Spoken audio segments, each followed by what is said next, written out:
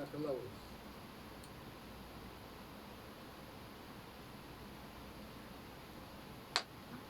بأن الله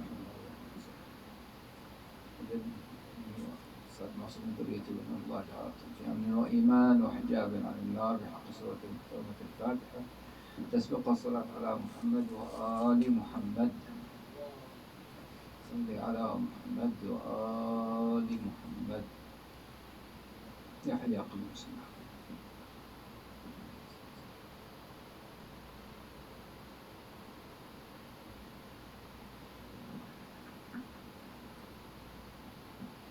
أحسنت، مغفر الله لنا ولكم أيها المؤمنون السامعون.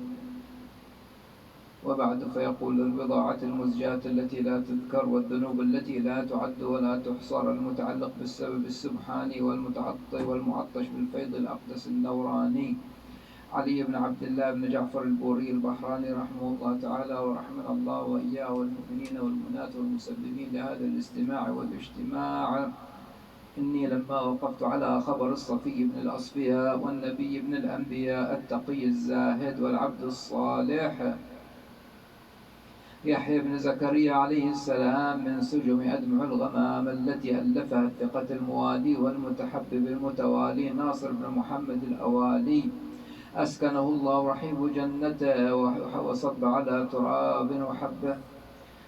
تراب تضمن جسده عزالي رحمته، وهي النسخة التي تداولتها أبناء الزمان وموجودة عند أهل الإيمان،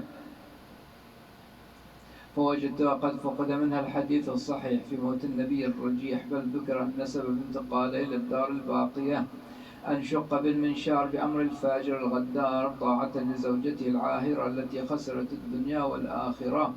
ورأيت الأخبار من ذلك خالية وطرقنا عنها نائية، وأنه قد قتل علانية كما قتل الحسين عليه السلام، كما ورد به الحديث المعتبر عن أئمة البشر عن صفوان الجمال عن أبي عبد الله عليه السلام قال: سألت أبا عبد الله وكان عنده جماعة من أهل الإيمان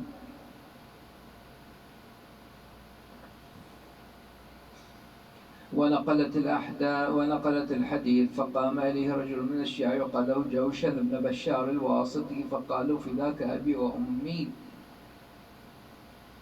يحيى بن زكريا مات حتفا أنفه وقتل، فبكى عليه السلام حتى ملأت عيناه لحيته، فلما رقد عبرته قال: يا جوشان، قتل مظلوما ومات مهموما وقطعوا رأسه من قفاه، كما فعلت بنو أمية بجدي الحسين بالبنت المصطفى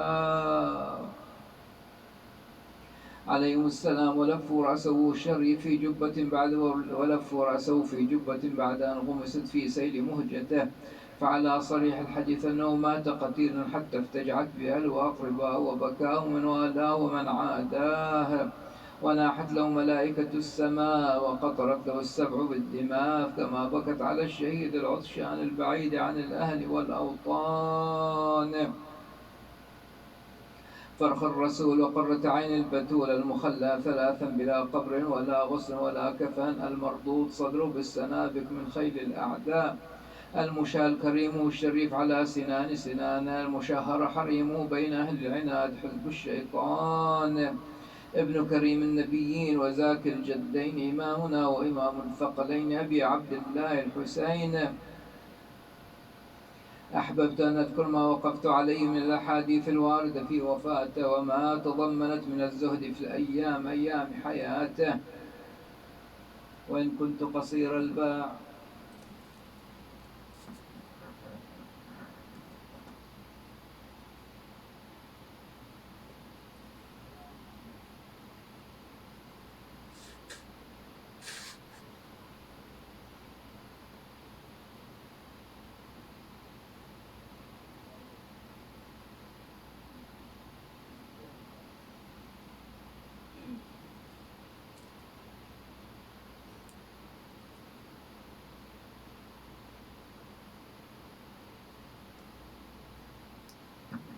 عديم الاطلاع، وذلك لقلة الآلة وكثرة الإمهال ودوام البطالة، ولكن تمسكت بقول ذوي العقول: من لا يدرك كله لا يترك كله، ومنه تعالى الإعانة، وأطلب منه التوفيق جل شأن. اعلموا يا ذوي الألباب والأذهان أن الزهد في الدنيا هو المعراج لرضا الرحمن ودخول الجنان، كما في الخبر المعتبر عن أشرف الأنبياء وسيد البشر أنه قال يوما لمولاه سلمان أبو عبد الله الفارسي رضي الله عنه وهو يذم الدنيا: يا سلمان، قال الله تعالى: ما خلقت خلقا أبغض من الدنيا. ثم قال عليه السلام: لو أن الدنيا وما فيها تزن عند الله جناح بعوضة ما سقي منها كافر شربة ماء أبدا، وما هي إلا جنة لكل كافر وسجن لكل مؤمن صابر. ثم قال: يا سلمان، لا أريك الدنيا وما فيها؟ قال: بلى يا مولاي. فأخذ بيدي وأتى بي إلى مزبلة من مزابل الدنيا، فإذا فيها خلق كثير، خلق وعذرات وقذرات وخزف بالية وعظام ناخرة. قال: يا سلمان، انظر إلى هذه الخلق البالية، فإنها كانت زينتهم ولباسهم التي يتفاخرون بها في دار الدنيا، فأصبحت الرياح تصفقها يمينا وشمالا. وهذه العذرات ألوان أطعمتهم التي يتنعمون بها في دار الدنيا، فقذفوها من بطونهم. وهذه الخزف أوانيهم التي يأكلون فيها ويشربون فيها. وهذه العظام عظام دوابهم ومواشيهم التي يتشاجرون عليها. فهذه الدنيا وهذا منتهاها، وعلى هذا يندم العاقل. فمن ركن إليها ندم، ومن تجنب عنها غنم وسلم. وعن الإمام عليه السلام أنه قال: أيما يفتخر ابن آدم في الدنيا بالمال ومثاله الزوال وفيه القتل والقتال، أو يبتهج بركوب الخيل وعليها تقتل الرجال وهو ميال في ميال. هون الدنيا وما فيها عليك، واجعل الموت لما بين يديك. إن هذا الدهر يدنيك إلى ملك الموت ويدنيه إليك، فاجعل العدة ما عشت له، وإنه يأتيك إحدى ليلتيك. فالدنيا مثالها الفناء والزوال، ونعيمها واصل إلى الإضمحلال. فرحم الله من تجنبها وقلاها، وجعل همته على ما سواها، وليظفر بالكنز الذي لا يفنى، وبالعيش الدائم الأهنى. ففروا منها تنجوا من العطب، وطلقوها يحسن إليكم المنقلب. وتسلموا من النار ذات اللهب، وتسلموا من النار ذات اللهب، تكونوا من أهل الإيمان والأداب. ولله در من قال: الدنيا تعجل بانطلاقي، مشمرة على قدم وساقي. فما الدنيا بباقية لحي، ولا حي على الدنيا بباقي، فلا بد من فراقها. فلا يغرنكم نعيمها الزائل وبعد وفاقها، فإنها ما وفقت لمهذب كريم، ولا يبقى أحد من شرها سليم. الغدر عادتها، وكيف لا وقد غدرت بسادتها. فارفضوها كما رفضتها العقلاء، وباينوها كما باينتها النبلاء. لما روي عن ضرار بن ضمرة الليثي أنه حضر ذات يوم بين يدي معاوية بن أبي سفيان بعد موت أمير المؤمنين عليه السلام. قال له: يا ضرار، صف لي عليا. فقال له: اعفني من ذلك. قال: لا أعفيك أبدا. فقال ضرار: إذا كان ولا بد من ذلك فأقول.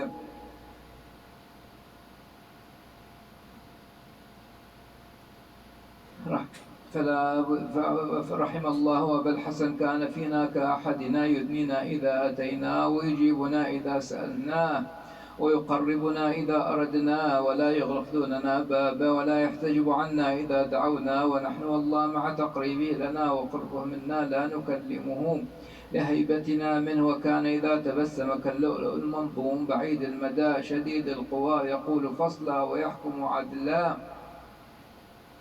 يتفجر العلم من جوانبه، وتنطق الحكمة من لسانه. يستوحش من الدنيا وزهوتها، ويأنس بالليل ووحشته. وكان غزير الدمع كثير الفكرة، يقلب كفيه ويخاطب نفسه ويناجي ربه. يعجب من الطعام ما جشب، ومن اللباس ما خشن. وكان يعظم أهل الدين ويحب المساكين.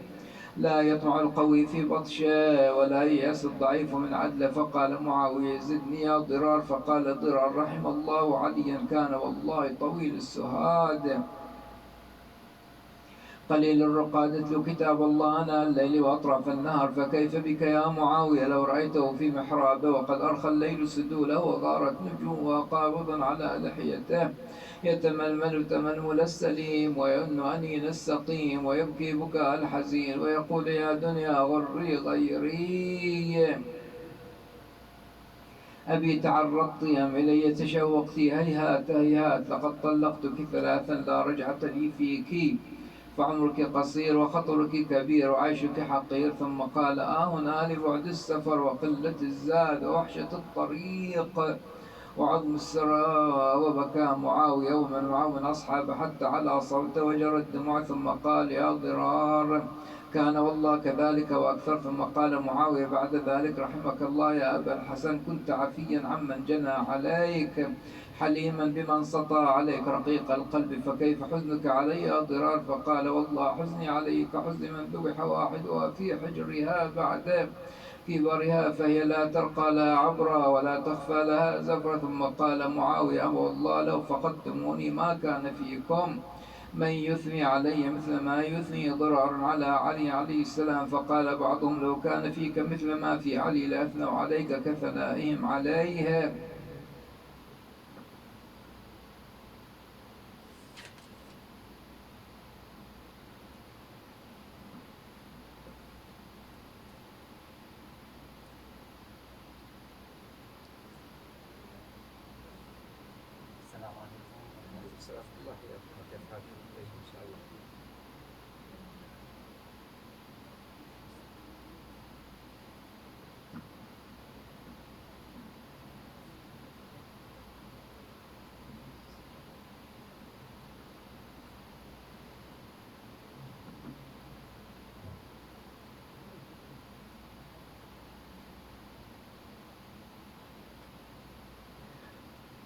وروي عن هشام بن عروة عن أبي عروة بن الزبير قال كنا جلوس في مسجد رسول الله صلى الله عليه وآله نتذاكر أعمال أهل بدر وبيعة الرضوان. فقال أبو الدرداء لا أخبركم بأقل الناس مالا وأكثرهم ورعا وأشدهم اجتهادا في العبادة إنه علي بن أبي طالب. قال فوالله ما في المجلس إلا معرضا عنه لوجهه.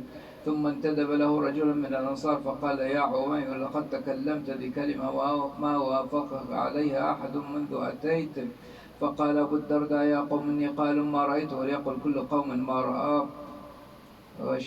وشاهدت علي بن أبي طالب عليه السلام بشويحطات بني النجار وقد اعتزل عن مواليه واختفى عمن يليه ببعيلات النخل فافتقدت وبعد علي مكانا فقلت ألحق بمنزله فإذا أنا بصوت حزين ونغمة شجي مختف وهو يقول إلهي كم من موبقة عظيمة حلمت عن مقابلتها بنقمتك وكم من جريرة تكرمت عن كشفها إلهي وإن طال في عصيانك عمري وعظم في الصحف ذنبي فما أنا مؤمل غير غفرانك ولا أنا براج غير رضوانك. قال فشغلني الصوت واختفيت الأثر فإذا علي بن أبي طالب بعينه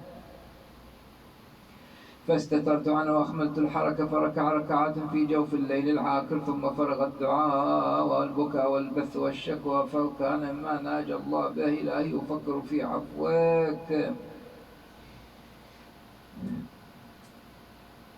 إلى آخر دعوات عليه السلام. قال ثم انغمر في البكاء فلم أسمع له حسا ولا حركة فقلت غلب عليه النوم لطول السهر فقمت وقدر صلاة الفجر. قال أبو الدرداء فأتيت فإذا وكالخشبة الملقاة فحركت فلم يتحرك وزويت فلم ينزوي فقلت إنا لله وإنا إليه راجعون مات والله علي بن أبي طالب. قال فأتيت منزله مبادرا أدعاه إليهم فقالت فاطمة عليه السلام يا أبا الدرداء ما كان من شأنه وقصته فأخبرتها الخبر فقالت يا والله يا أبا الدرداء الخشية التي تأخذ من خشية الله. ثم أتوا بما فصبوها على وجه فأفاق ونظر إلي وأنا أبكي فقال من بكاك يا أبا الدرداء؟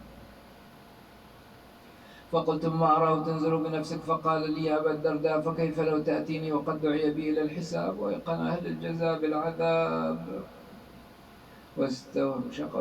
واستوحشتني الملائكة واحتوشتني ملائكة غلاظ شداد وزبانية فضاض ووقفت بين يدي الملك الجبار وقد أسلمتني الأحباء ورحمتني أهل الدنيا لكنت أشد رحمة لي بين يدي من لا تخفى علي خافية. فقال أبو الدرداء فوالله ما رأيت ذلك من أصحاب رسول الله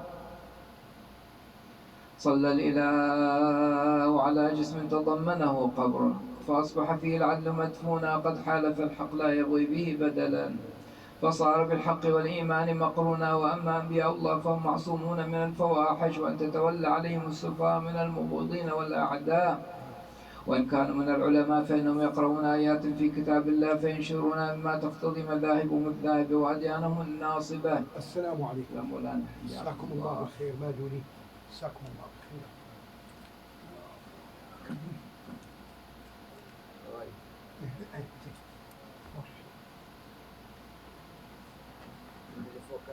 عبد الله بيده. هذا تليفون. هذه عبد الله المعبد. لا هذا اللي شو عارف الشيء. شو من بيت كافر من عبد الله فوق. بس الظاهر باللهجة العامية.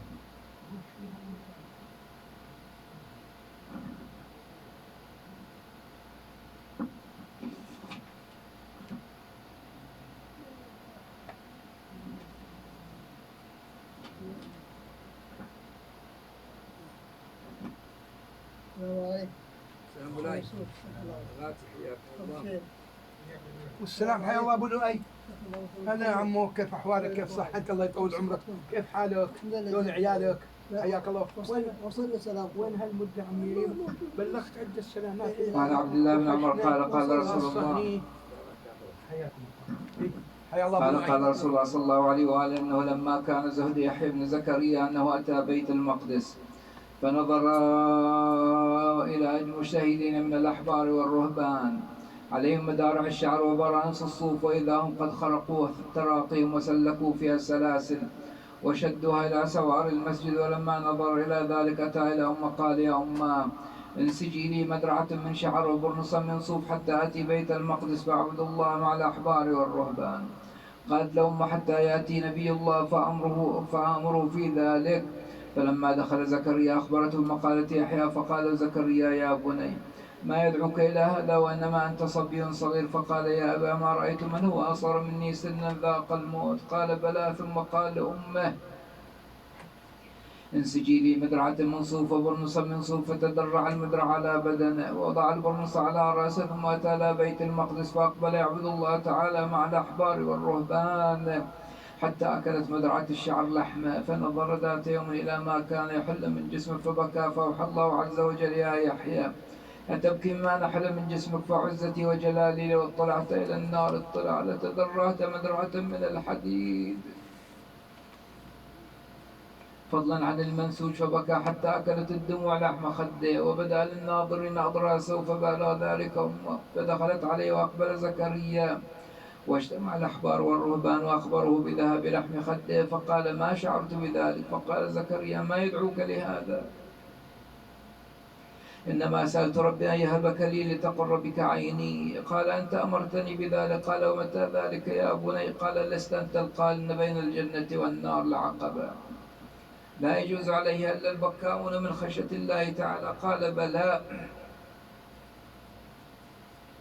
فجد واجتهد فشانك غير شاني. فقام يحيى ونفض مدرعته وأخذته أمه. فقالت له أمه أتأذن لي يا بني أن أتخذ لك قطعتي لبود تواريان أضراس وتنشفان دموع حتى ابتلتا من دموع عينيه؟ فحسر عن ذراعيهم ثم أخذهما فعصرهما فتحدر الدموع من بين أصابع. فنظر زكريا لابنه إلى دموع عينيه فرفع رأسه إلى السماء وقال اللهم أن هذا ابني وهذا دموع عينيه وأنت أرحم الراحمين. وكان إذا أراد أن يعظ بني إسرائيل يلتفت يمينا وشمالا، فإذا رأوا يحيى لم يذكر جنة ولا نار، فجلس يوما يعظ بني إسرائيل. وأقبل يحيى وقد لف رأسه بعباءة وجلس في غمار الناس. فالتفت زكريا يمينا وشمالا فلم ير يحيى، وأنشأ يقول حدثني حبيبي جبرائيل عن الله تبارك وتعالى إن في جهنم جبلا يقال له السكران، في أصل ذلك الجبل واد يقال له الغضبان، يغضب بغضب الرحمن، في ذلك الوادي جب قامته 100 عام، في ذلك الجب توابيت من نار وأغلاله من نار، في تلك التوابيت صناديق من نار وثياب من نار. وسلاسل من نار، فرفع يحيى رأسه وقال: وغفلته عن السكران، وأقبل هائما على وجهه، فقام زكريا من مجلسه. عليكم السلام ورحمة الله. ودخل على أم يحيى وقال: يا أم يحيى قومي فاطلبي يحيى، فإني تخوفت على يحيى ألا نرى إلا وقد ذاق الموت.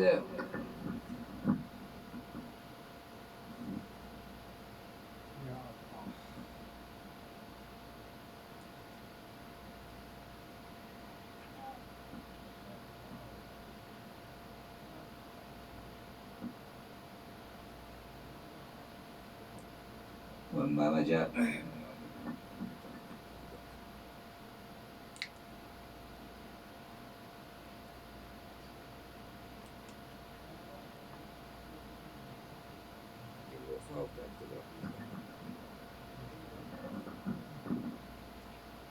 قال الإمام علي بن أبي طالب عليه السلام: أتى الدوحة، يعني نبي يحيى، خائفا فأجاره الله تعالى فيها وستره عن أعدائه، وبقي فيها 7 أيام لا يجوع فيها ولا يظمأ، وهو يعبد الله في فرعها وغصنها الأعلى. وكان في وقت السحر دوي كدوي النحل. ولما أتوا أولئك النفر إلى الشجرة ولم يروا فيها أحد، قال صاحبهم: إن يحيى الذي زعمتم أنه ليس في هذه الشجرة، إنه في هذه الشجرة. فقال قائلهم: ادعوه فإنه عسى يجيبكم. فنادوا فأجابهم، فقالوا: انزل معنا إلى ملكنا فإنه يريد يجدد بك العهد. فقال لهم يحيى: كذبتم وكذب طاغوتكم، وقد آليت على نفسي أن لا أرى بلدا يسكنها. فنزل عن الدوحة وقدمت إليه فرس من نور، فركبها وركضت به عنهم. وأما أصحاب الأربع الذين كانوا معه فإنهم أتوا إلى أولئك الفجر فصاروا معهم، فجدوا في طلب 58 يوما، ويحيى أمامهم تعدو به فرس حتى وقفت به على تل من الرمل قريبا من صنعاء، وقيل بيت المقدس بالشام. والقوم في أثر يركضون وله يطلبون، فحث فرسه على المسير، فلم تجر فرسه من تحته خطوة واحدة. عليكم السلام. فإذا النداء من قبل السماء يسمعه يحيى: انزل عن فرسك في مكانك واستسلم للموت واصبر على قضاء الله، فقد نفذت المشيئة فيك، وإن الله تعالى قد شاء قتلك على أيدي أعدائك. فنزل عن فرسه ويقول: إنا لله وإنا إليه راجعون. الحمد لله الذي أراحني من كرب الدنيا ومخاوفها. اللهم عجل لي جوارك وسكون قرارك يا أرحم الراحمين.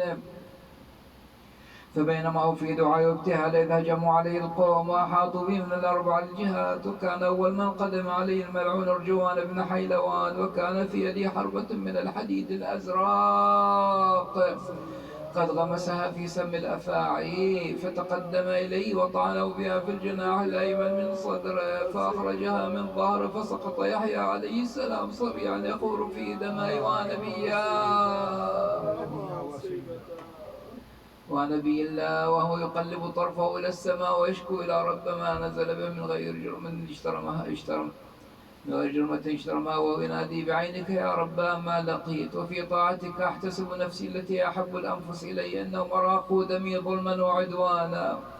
ثم إنه نادى بأعلى صوت: يا قوم إني أخاف عليكم مثل يوم الأحزاب، وتولون مدبرين، ما لكم من الله من عاصم.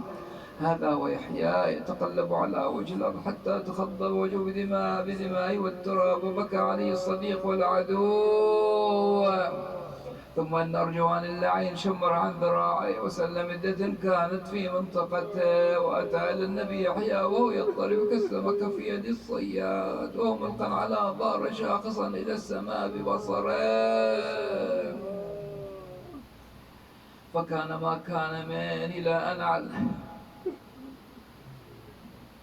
النبي يحيى عليه السلام ينادي: وغربته وقلة ناصرة ومقتولة، أين عني والدي الشفيق زكريا، وابن أم العطوف يافعة المصونة، وابن خالتي العذراء مريم، وابن إسحاق ويعقوب الصديق. فلم يزل يقول هذا القول دموع تجري على خده، والملعون يفعل فيه ما يفعل بمديته حتى فصل رأسه عن جسده. ومصيبته ونبي الله، ومسح في دمه ولف بها كريمة، فارتفعت الأصوات من السماء بالضجيج. ونادى الأمين جبرائيل في السماء بصوت يسمع القريب والبعيد: ونبيا وقتيلا ونبي الله الزاهد العابد الطائع المجاهد، وأسف عليك يا قتيل الطغاة ظلما وعدوانا، فهبت ريح سوداء مظلمة حتى عادت الناس لا يرى أحدهم الآخر. وسألهم الذين ظلموا أيهم ينقلبون والعاقبة للمتقين. الفاتحة. تسبق الصلاة على محمد وآل محمد. اللهم صل على اللهم العدها ثانية. آل محمد. اللهم تبرك بها ثالثة. محمد وآل محمد. اللهم صل. الفاتحة. جزاكم الله.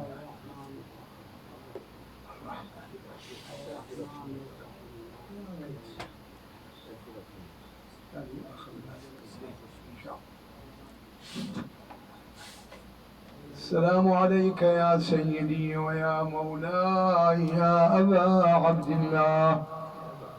السلام عليك يا ابن رسول الله. وجهت سلامي إليك من بعيد أقصى ومن قريب أدنى. يا ليتنا كنا معكم سادتي فنفوز فوزا عظيما. باك المنى لو أن ذلك يحصل يا غريب يا مظلوم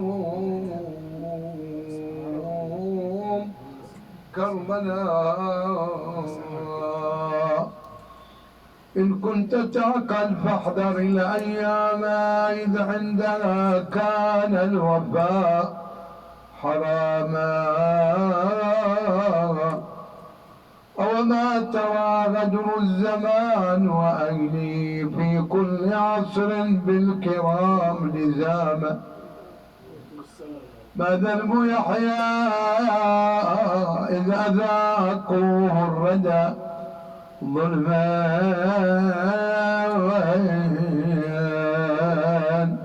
وهجون الرشاد دعاما. قتلوا نبي الله يحيى ويلهم صبرا وجورا جرعوا حماما. لا في له إذ فر منهم خائفا يطوي القفار ويقطع الآكاما. حتى إذا نفذ القضاء ونجيبه من تحته لم يرفع الأقدام. نودي هنالك من إله العرش سلمتنا اليوم المعاد سلاما ونبيا. فأصابه في الصيد طعنة حربته من فاجر لم يرقب العلامة فخوى على وجه الصعيد مخضبا بدمائه لا يستطيع قياما. لا في له والنحر ينحر شاخصا نحو السماء بطرف استسلاما.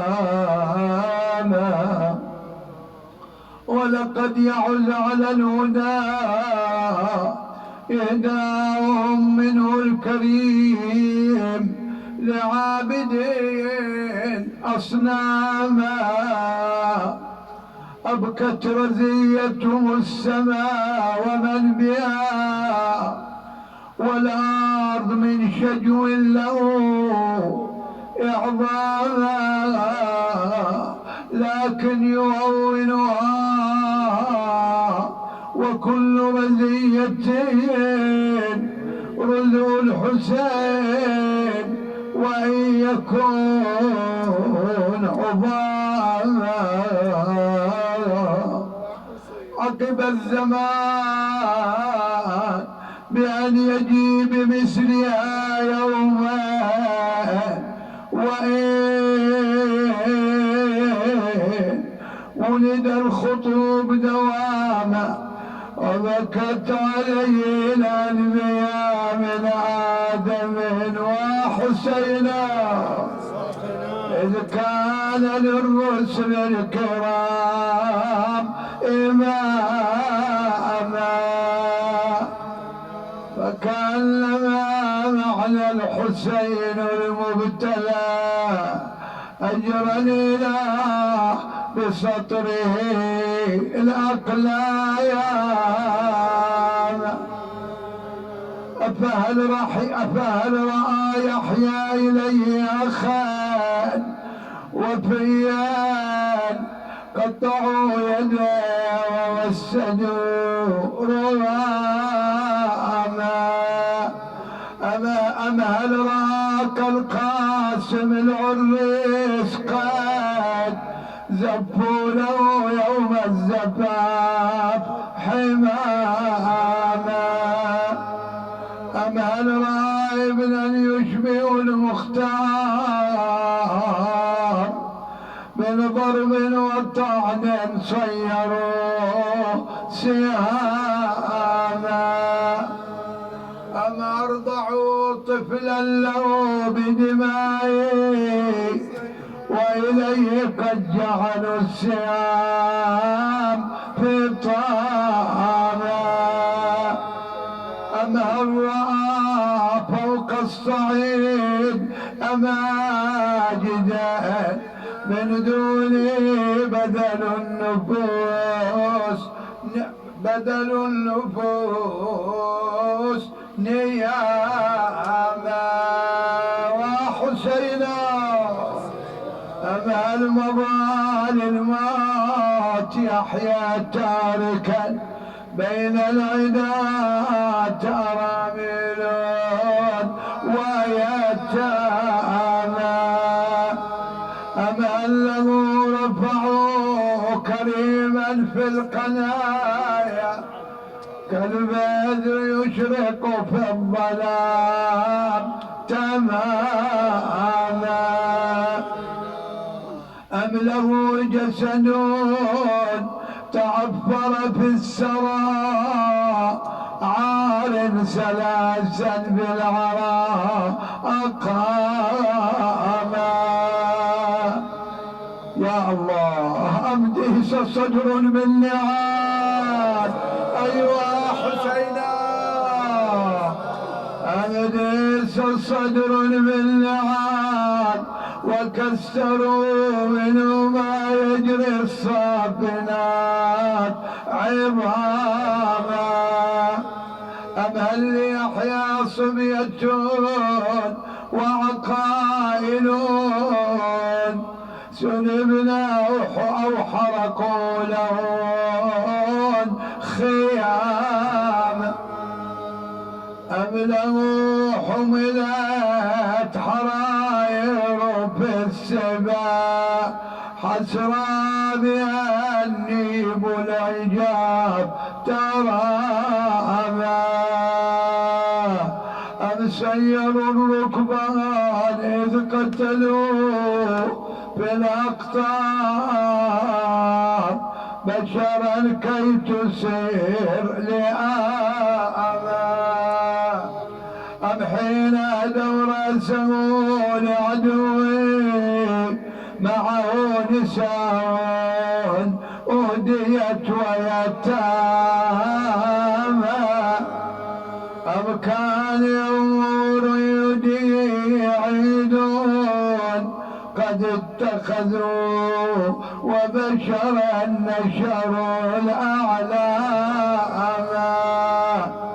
أم هلوا نكتوا سنايا وحسينا أم سقى ساق عليه من السرور نداما أم رزوك الصيف غضا لم يزال أفنى الزمان وأخلق الأيام أم لو في الحاش ينصب ماتمون تجري الورى فيه الدموع سجال، ولئن تكون بكت السماء يحيا دما، فالسبط تبكي بالدوام دوام الدماء دوام. وحسينا شتان بين يحيى والحسين مصايب، اي والله يحيى انذبح بالسيف لاجل الزلزلة الاكوان، لكن جثته للخيل ما صارت بميدان، بالسيف انذبح مظلوم يحيى مخضب بدمه، ما هو مثل ابو سكينه انذبح ومحرم يمه. وويلا حول مطرح الشبان واولاده وبني عمه، ولا يحيى كبو السجاد يا ويلي مرمي على القاع. يحيى من انذبح بالسيف حول جملة رجاله، وجسمه جرزوه ما داس الشمر صدره بنعال. وحسينا ولا جسم النبي يحيى غدا ميدان خياله، مثل الذي انذبح مظلوم حول مطرح الشبان. حسين وحسينا العاقبة للمتقين. بسم الله الرحمن الرحيم. كافها يا عين صاد ذكر رحمة ربك عبده زكريا إذ نادى ربه نداء خفيا. آمنا بالله صدق الله العلي العظيم، وصدق رسوله الكريم محمد.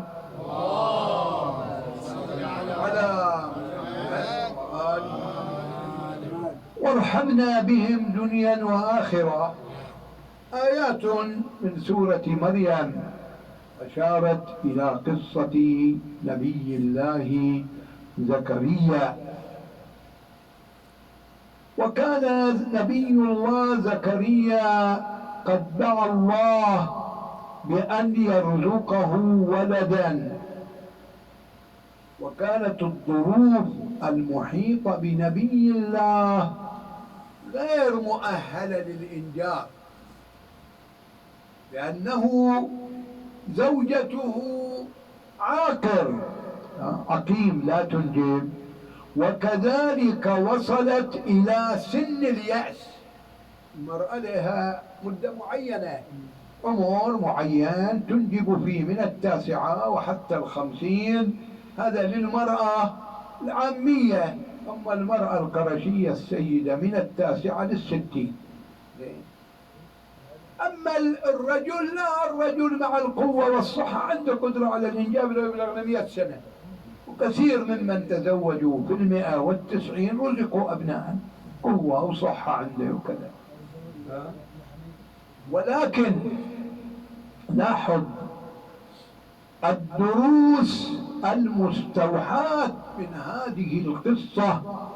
تمسك نبي الله زكريا بدعاء خالقه، كان متمسكا بالدعاء، والآمال القوية تحوط به،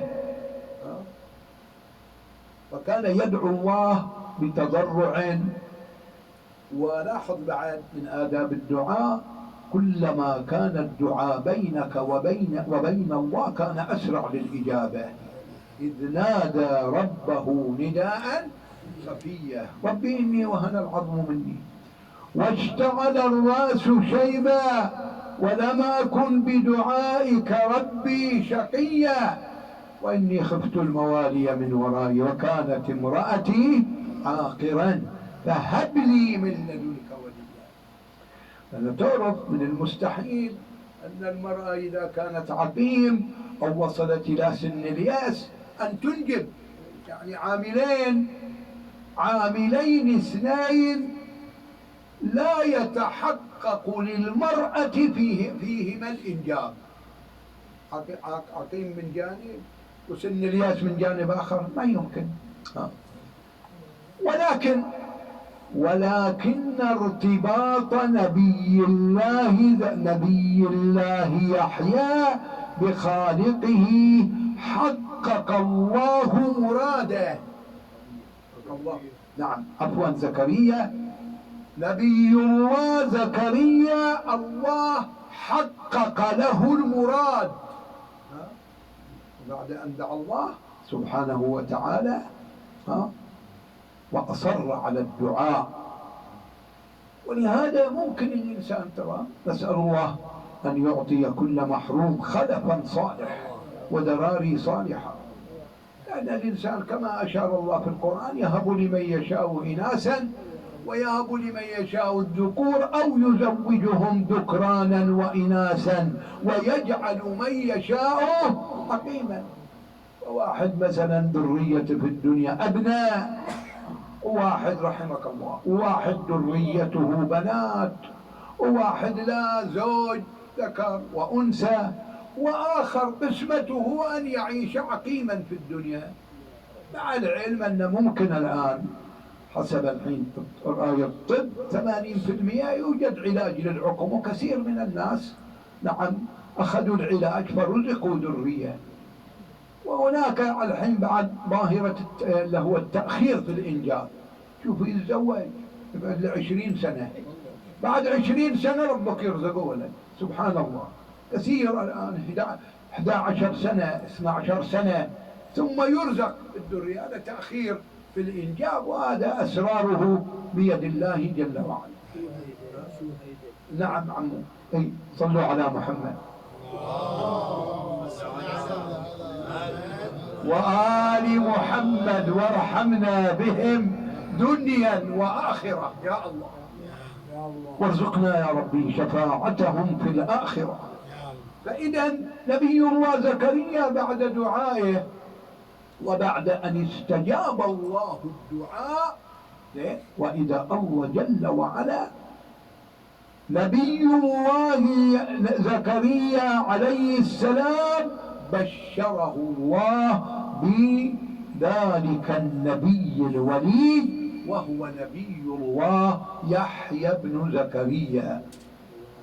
ربي إني وأنا العظم مني واشتعل الرأس شيبا ولم أكن بدعائك ربي شقيا وإني خفت الموالي من ورائي وكانت امرأتي عاقرا فهب لي من لدنك وليا. جانب آخر يستفاد من حياة الأنبياء والمرسلين والصالحين أنه إذا طلب الذرية طلب من الله أن يرزقه ذرية، فلا بد ماذا؟ يطلب من الله الذرية الصالحة. لاحظ هذا طريق الأنبياء منهاج المرسلين، دائما يطلب من الله أن يرزقه ذرية صالحة.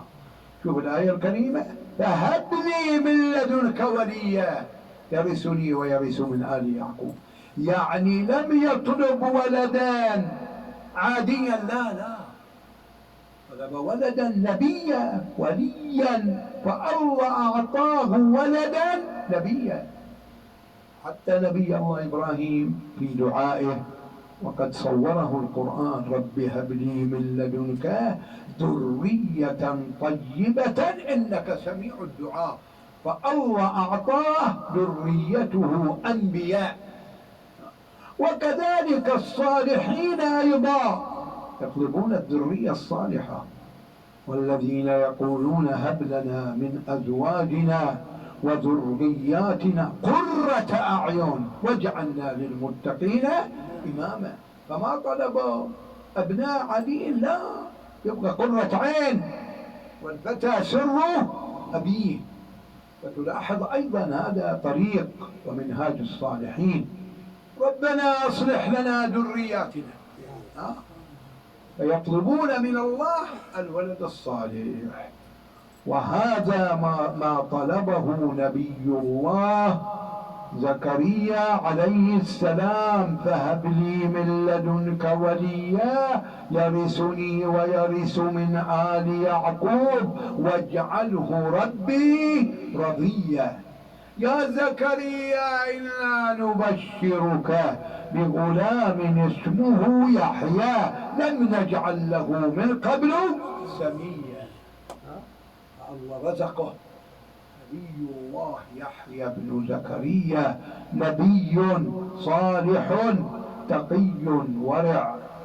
أيضا لاحظ الله أشار أيضا إلى نبي الله يحيى: والسلام عليه يوم ولد ويوم يموت ويوم يبعث حيا. سلم الله على نبيه يحيى بن زكريا في هذه الثلاثة المواطن: يوم ولد، والثلاثة الأيام هذه مملوءة عبرة وعظة ودروس نافعة.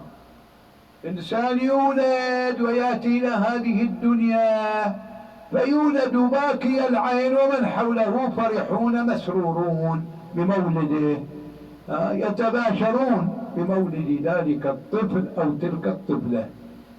شوف، وهو يبكي، هو يبكي، لكن من حوله فرحون مسرورون.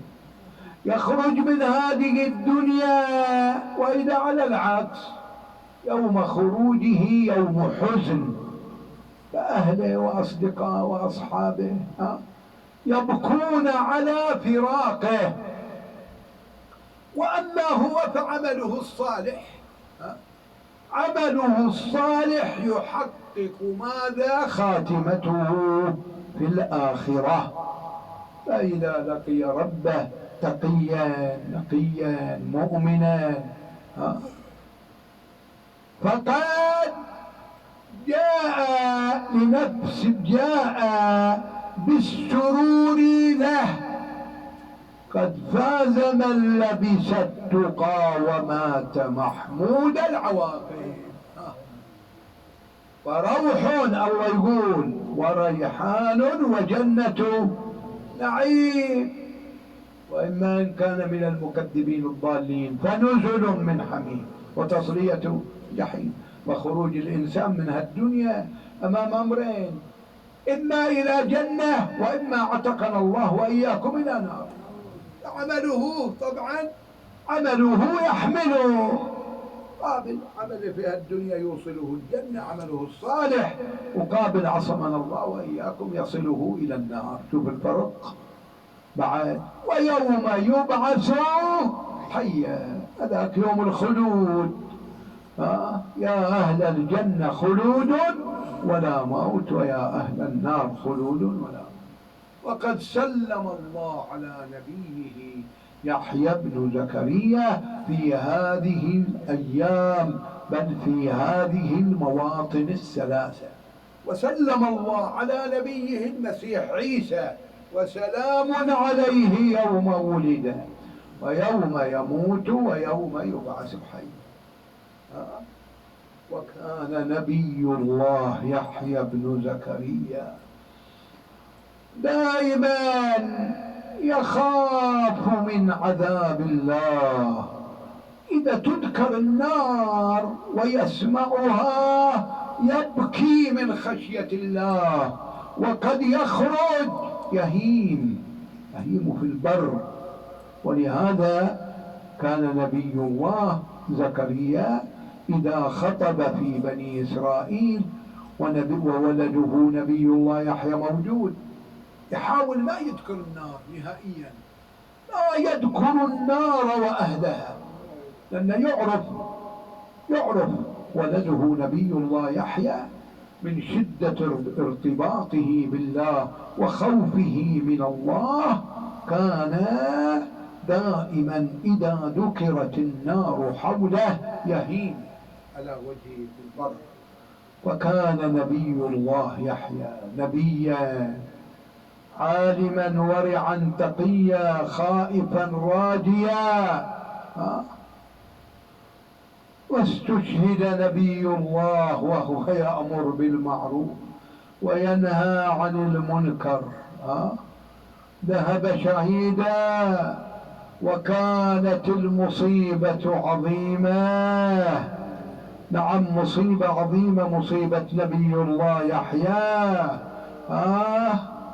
شد عليه ذلك اللعين بتلك الحربة يا الله، وطعن نبي الله يحيى بها فخر صريعا ونبيا وسيدا، خر يعفص برجله في الأرض، ثم تتبعه ذلك اللعين بسكين في يده وأخذ يحز نحرا. أيوة نبيا هذا ونبي الله يعفص برجله حتى فصل رأس من جسده. أنا مناديا ونبيا.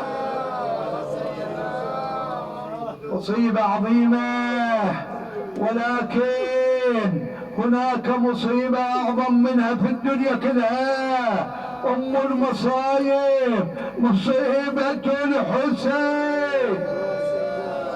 ولهذا نقرأ تلك الكلمات من الزيارة من جابر رضوان الله عليه، يخاطب الحسين في زيارة الأربعين كلمات: أشهد أنك مضيت على ما مضى علي أخوك يحيى بن زكريا، شتان يا جابر.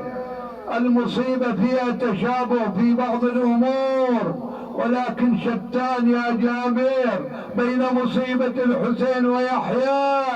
وهل ليحيى في السباح ربون كزينب ورعاياها على الكتب وحسينا.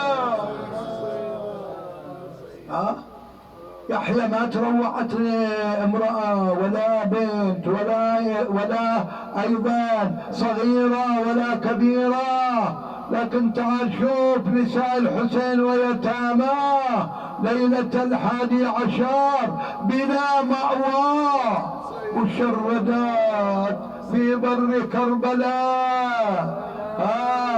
هجمت الخيل والرجال عليهم، تفرهدوا في البيداء، ومكتف ابن سعد أحرق الخيام. المساء وحسين وحسينه، المساء والنار ما بقت بالخيام. أيوة سالم تلتجي بظلها الايتام. أقبل علي الليل وازدادت الوحشة، ما حولي الايتام تصارخ بداشه. شيخ العشير حسين ما حد شال ناشه، اطروح وبجنبه علي الاكبر وجسا.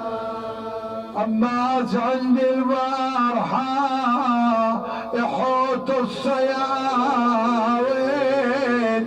يامرني واخوته كلهم مسلحين، والخيل مسروجه ولا مستعدين، يصغون الصايح ولا منهم جفنا. وحسين من يسمع بكى بخيمه دخله، سلي الحرمه وياخذ بصدره طفله. باتت خيمنا ومطلبه وتزهر بغله، صيوان انا اخوي حسين حاله ترفرف على وحسين اصبحت وشبون الهوى شمحالي وقوم امسيت مالي قناع والستر بالكفو ويا يتامى قلوبها طارت من الخاف وين المعزة وين ذروة ديك ليا اقلع لي السجاد يا عم شجاني حالش وانا ما اقدر اتحرك من مكاني قالت يا نور العين عتبي على زماني اللي علي الكرار ابوها شلون تنضى بقيت محيرة يا عبيدي واصفيك بالايدي العباس يبراني ولا حسين يضربوني من ابكي وتمل العين وتبقى عبرتي بصدري تكسر وحسينا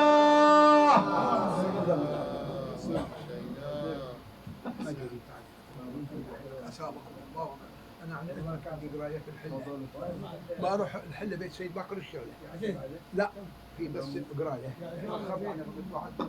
لمصاب النبي يحيى بكت ويلي السماء والناس لمصاب النبي يحيى بكت ويلي السماء والناس لمصاب النبي يحيى بكت ويلي السماء والناس لكن ماكو مصيبة بمصاب الصوب الطنقاس لمصاب النبي بكت ويلي السماء مصاب حسين بالعالم أثر من قبل ما يصير بكت للأنبياء وندمت بكت للأنبياء وندبت من آدم الخير بشير ذبح يحيى من أبوه ياسين النبي وشبير وليوم الحاشر تبكي على حسين السماء والناس لمس بالنبي يحيى بكت ويلي السماء والناس مظلوم قتل يحيى لكن من رفع له راس ولا تسير على العسال فرجة بين كل الناس ولا تملى على الرمضة جسد بالخيل والانداس ولا يحيى بعد شتله بجسمه مثلت لرجاس مصاب النبي يحيى بكت ويلي السماء ولا يحيى ذابح عطشان وبجنب النهر جاري ولا تسلب من هدومه وظل من الجسد عاري ولا تغسل جسد يحيى بدمه وكفان الذاري ولا ويل الناكت ثغرة ولا على الراس دار الكاس لمصاب النبي يحيى بجت ويل ولا طفل على صدره شك من الساهم منحر ولا عزيز عادي للروح شاف على الثار مطبر ولا نسوان صب عينه عليها هجمة العسكر وهي تنخى ويسمعها وما يقدر يزيل الباس لمصاب النبي بكت ويلي السماء والناس لمصاب النبي يحيى بكت السماء اللهم صل على محمد وآل محمد وآجرنا في مصائبهم، تقبل منا هذا القليل يا رب العالمين. اللهم صل على محمد وآل محمد وعجل وليك الفرج والنصر والعافية، وفرج عنا وعن جميع المؤمنين والمؤمنات، تقضي حوائج المؤمنين والمؤمنات، وفرج عن المرضى والمكروبين، وارجع الأسرى يا رب العالمين، وإلى أرواح العلماء والشهداء والمؤمنين والمؤمنات، وإلى روح المقدس الشيخ منصور البيات والعم الحاج حسين الزاير وحرمه، وإلى الحاج أحمد الناجي وحرمه، وإلى موتانا وموتاكم، ومن حضر هذا المجلس من المؤمنين ومن ليس له ذاكر، إلى أرواحهم جميعا. رحم الله من يقرأ الفاتحة مع الصلوات.